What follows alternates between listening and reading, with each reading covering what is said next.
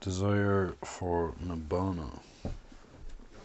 When one can distinguish between craving and chanda in everyday events or activities, then one will also be able to know which of these factors constitutes one's desire and aspiration for Nibbana. When one listens to the Dhamma and understands the harm of mental defilements that greed, hatred, and delusion stain the mind, lead to unwholesome actions, and create all sorts of problems, and one understands that by eliminating the defilements, one's mind will be peaceful, happy, and without anxiety, one will recognize the value of such freedom from defilement. Wholesome desire, chanda, here is the delight in and inclination towards this state of freedom. In the Pali texts, several expressions are used for this state of mind endowed with wholesome desire, including delighting in Abhirama or Abhirata Nibbana, the desire, Abhipatana for the Nibbana element, Nibbana Pada, and the desire for security from bondage, Yoga Kema. This enthusiasm is a wholesome quality and an attribute of one who practices the Dhamma in order to attain Nibbana. However, if one's yearning for Nibbana is mixed up with the idea that Nibbana is a desirable state or place in which one can reside, then this way of thinking contains a hidden belief that Nibbana will provide pleasure or eternal life, or will finally lead to a destruction and end to the self. In this case, the delight in and desire for Nibbana is a form of craving which impedes the realization of Nibbana. The same principle holds true for the desire to become an arahant. Here we can see the difference between chanda and craving. Chanda is directly linked to action. It is a readiness and enthusiasm to act and to seek out an object that is recognized as beneficial and desirable. Chanda is one part or one stage of action. It is the starting point of action, the beginning of all wholesome engagement. Craving is a desire for something that is separate and alien to oneself. Craving only has an obscure understanding of things. It simply hopes to profit from an object and seeks ways to obtain or consume it.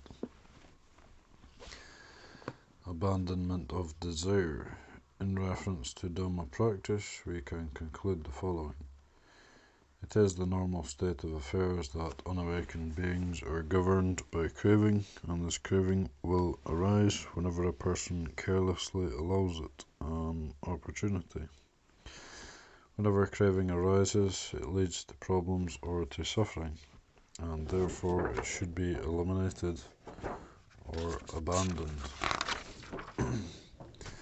Because craving is always prepared to manifest and to cause havoc, it is impossible for unawakened people to completely avoid it.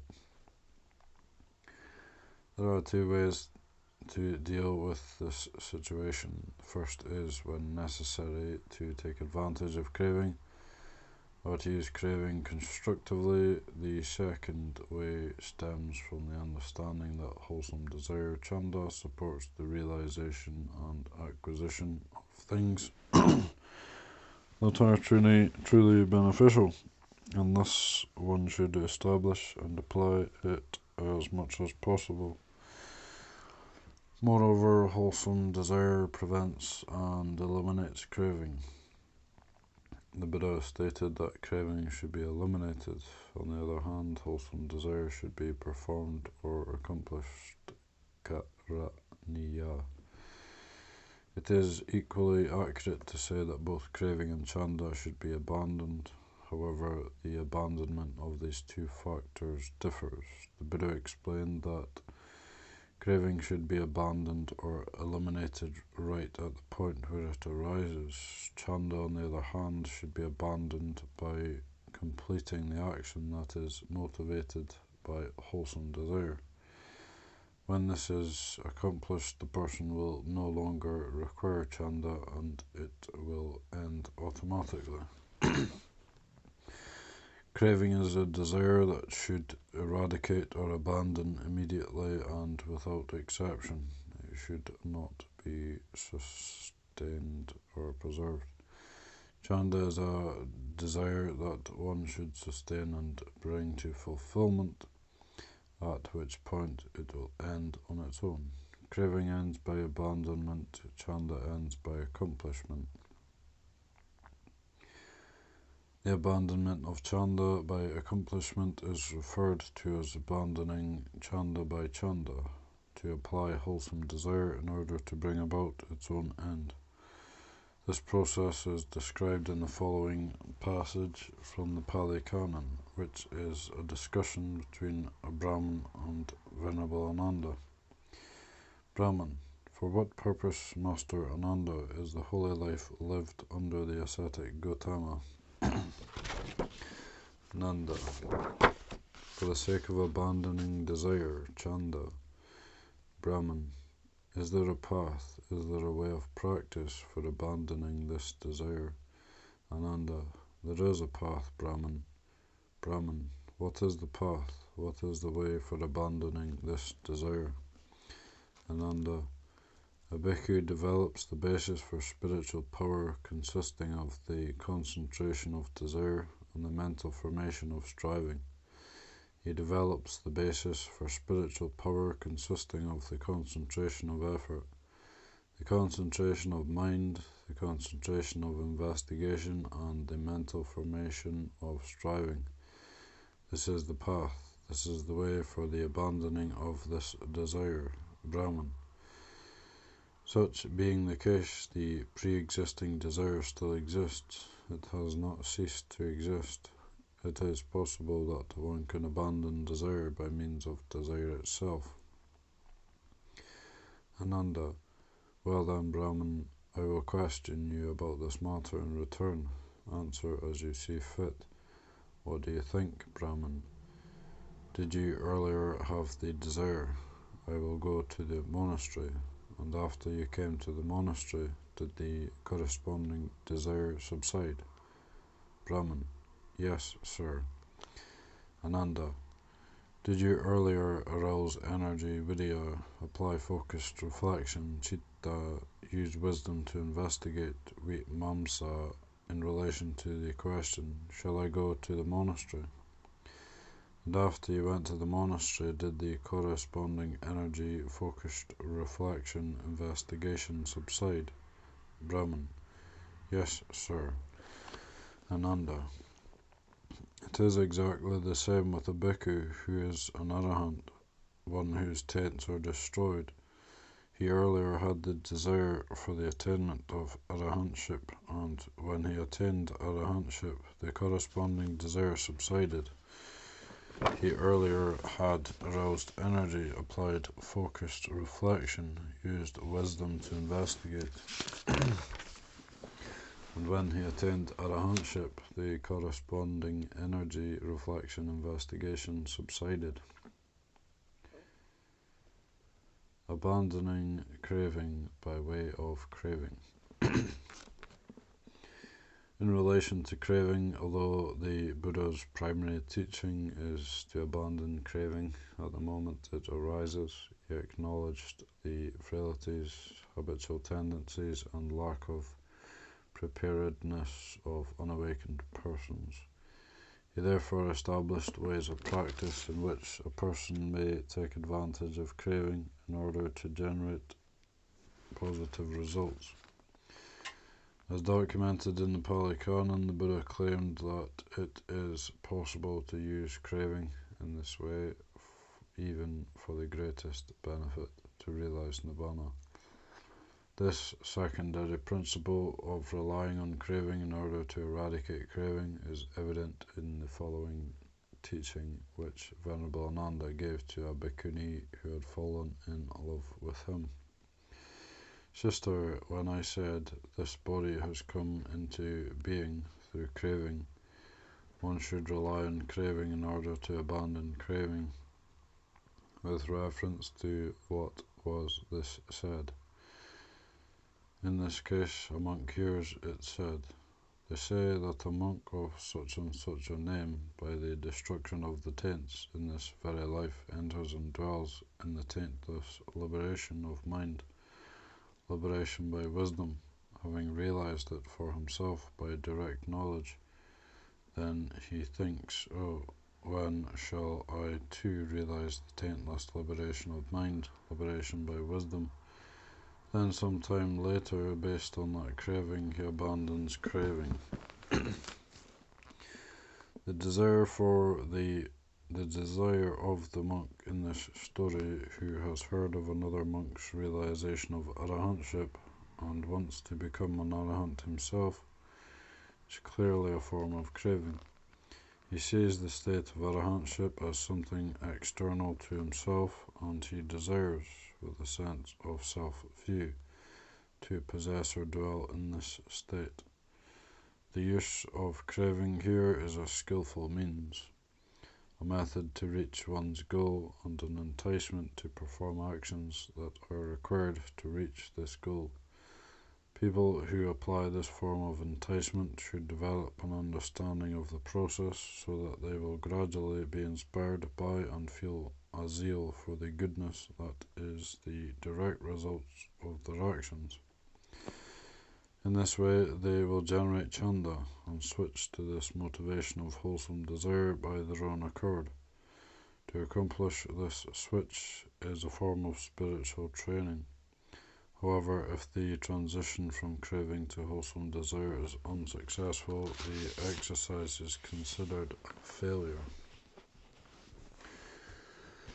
The enticement is often not the direct result of the action. For example, after the Buddha's half-brother Nanda was ordained as a monk, he began to think about his former sweetheart and lost his inspiration for the holy life. The Buddha knew what he was thinking and led him to one of the heaven realms to admire the celestial nymphs. As a consequence, Venerable Nanda forgot about his former sweetheart and began to desire the nymphs instead. The Buddha guaranteed Nanda that if he continued to put forth effort in the holy life, he could expect to enjoy the company of celestial nymphs. When Nanda began to apply himself once again to the holy life, he recognized its true purpose and progressed on the spiritual path until he eventually attained arahantship. The Buddha seldom used this method of promising a reward. He used it carefully only when he determined that it was most suitable for the circumstances. Everyday examples of this method include the promise of a reward if a child cleans the house, or a promise of a gift if a child finishes reading a book. This method is a useful tool in education. The person who employs this method must do so responsibly, by carefully considering how to lead the child to the stage of wholesome enthusiasm. The person should at least hope that by enticing the child to clean or to read, he or she will gradually see the beneficial results of these actions and develop a love of cleanliness or a love of knowledge.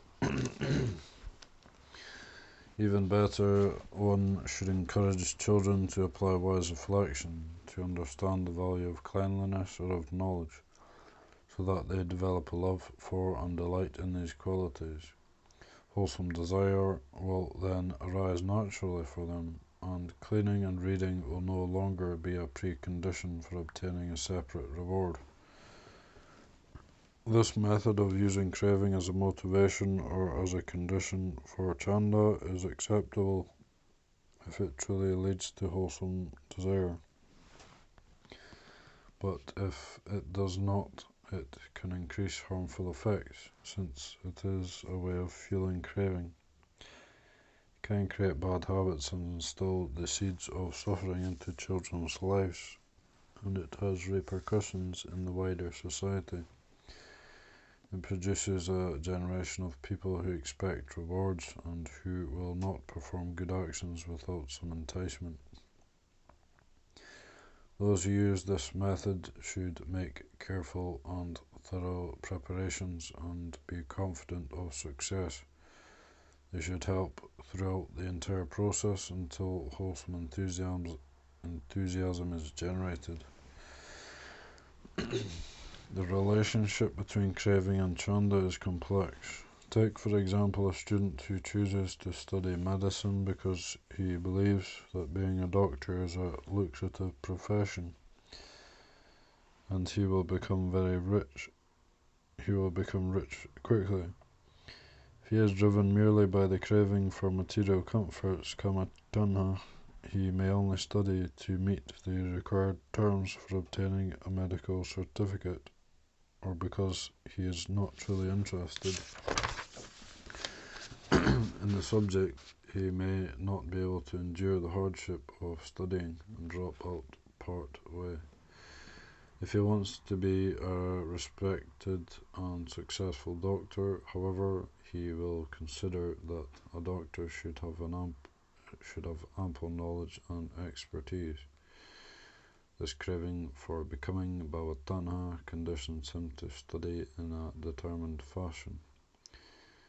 The qualities of being a good doctor are determined by the craving for becoming, i.e. of being famous and respected, are related to the ideal state of being a good doctor, a state in which chanda delights. Chanda may arise later, helping him to study earnestly and to seek expertise in the field of medicine.